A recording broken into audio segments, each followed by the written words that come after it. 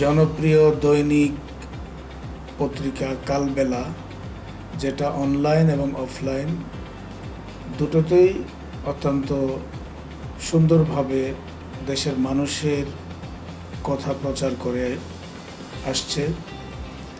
তারা বিগত 3 বছর নিরলসভাবে বিশেষভাবে ইসলামপন্থীদের নিউজগুলো কভারেজ করেছে এবং ফ্যাসিবাদ বিরোধী যে আন্দোলন হয়েছে 2024 সালের জুলাইয়ে, সে আন্দোলনেও তারা খুব প্রশংসনীয় ভূমিকা পালন করেছে।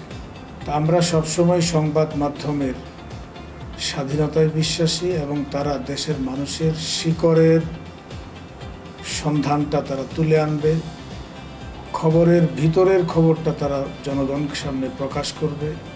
আমি আশা করি কালবেলা এই দায়িত্বটুকু পালন করবে এবং বিগত দিনেও করেছে।